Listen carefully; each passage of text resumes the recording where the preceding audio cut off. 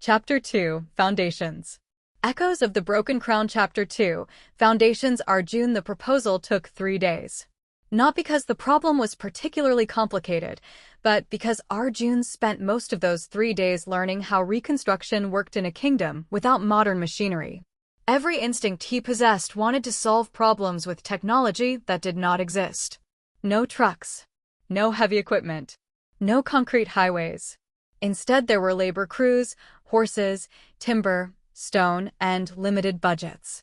The constraints forced him to think differently. Oddly enough, he enjoyed it.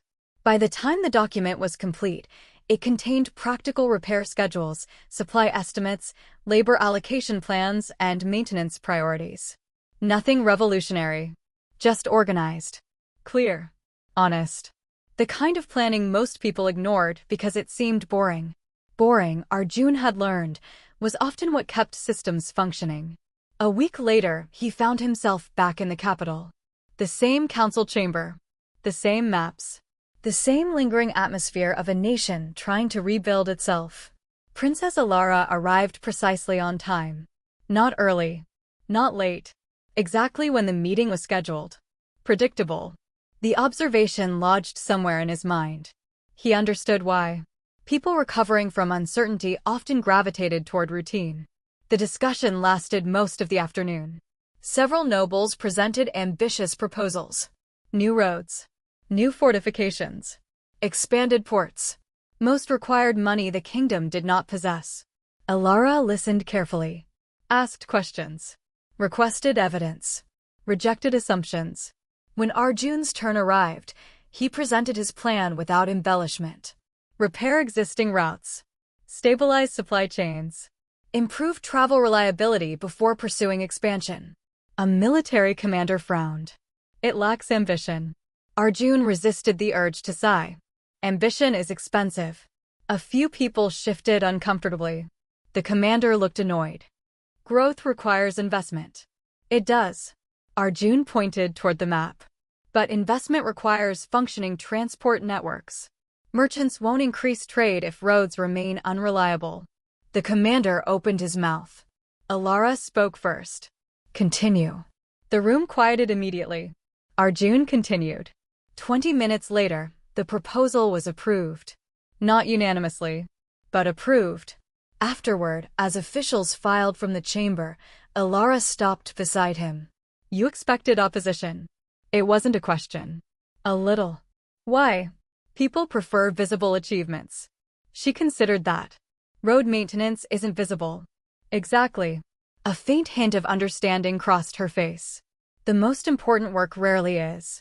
The statement sounded personal. Before he could respond, she was already moving toward another discussion. The meetings continued. Once a week. Sometimes twice. Nothing dramatic happened. No life-changing conversations. No instant friendship. Just work. Reports. Logistics. Budgets. Repairs. At first, Arjun assumed their interactions would remain limited to official matters.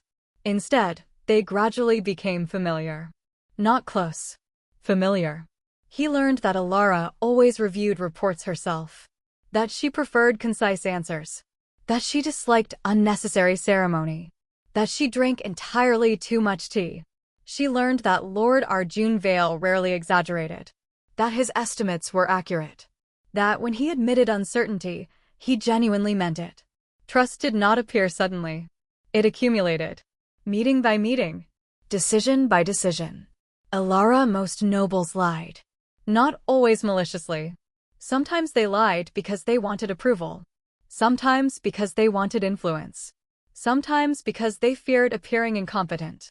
The reasons varied. The result remained the same. Elara spent much of her life determining which statements reflected reality. It was exhausting.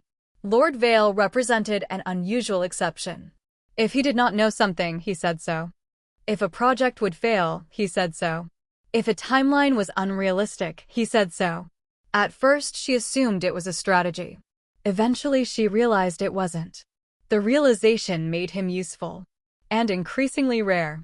The nightmare arrived 3 nights later. Not unusual. Most weeks contained at least one. Some contained several. She woke before dawn, breathing hard, heart racing. The familiar sensation of danger flooding her body despite the silence of her chambers. For a moment she was 16 again. The palace burning. People screaming. Blood on marble floors. Her younger brother reaching for her. Then reality slowly returned. The war had ended. Years ago. She knew that. Her body did not. Sleep became impossible. Again. Also not unusual. Eventually she rose and dressed. The palace library remained open at all hours.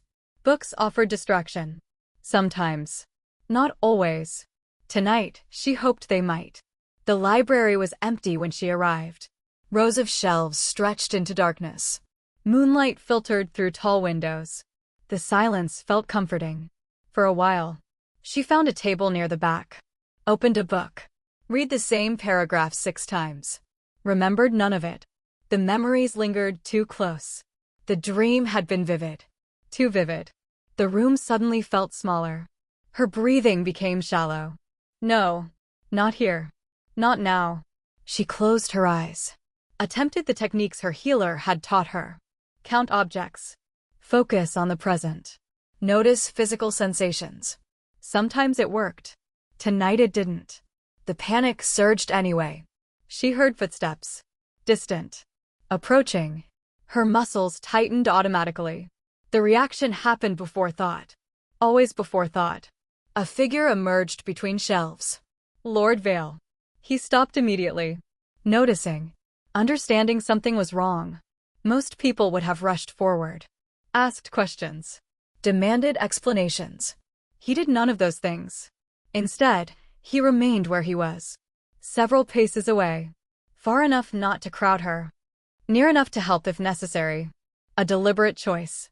Neither spoke for several seconds. Then he sat down in a chair across the room.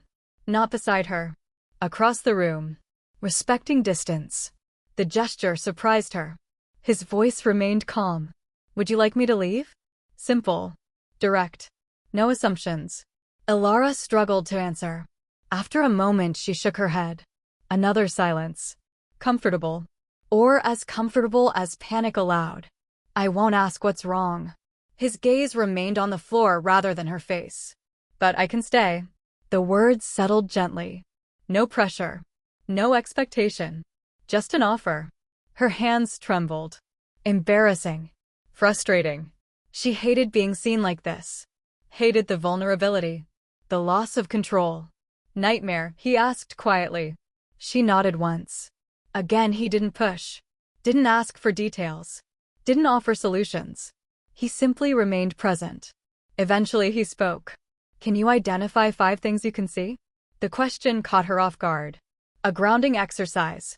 A healer's technique. After several seconds she answered. A bookshelf. Pause. The west window. Pause. A candle. Her breathing remained uneven. But the panic had stopped escalating. He nodded. Good. Nothing more. No praise. No condescension. Just acknowledgement. The exercise continued. Slowly. Patiently. By the time 20 minutes passed, the worst of the panic had faded. Exhaustion remained. So did embarrassment. She stared at the table. I apologize. The words felt automatic. For what? This. A vague gesture. The panic. The weakness. The loss of composure. His expression changed slightly. Not pity. Something else. Understanding, perhaps. You don't need to apologize. Most people said similar things. The difference was that he sounded like he meant them. Another silence stretched between them. Not uncomfortable. Just quiet. Finally she asked, how did you know the exercise? For the first time, something flickered behind his eyes. A private memory. Gone almost immediately. I've had experience with anxiety. The answer felt carefully chosen. True. But incomplete. She didn't press. Everyone carried things they preferred not to discuss. After a while he stood. Would you like me to summon a healer? The offer contained no judgment. No. He nodded. All right. Then he hesitated. Very briefly. Your Highness. Yes. The kingdom depends on your judgment. She waited.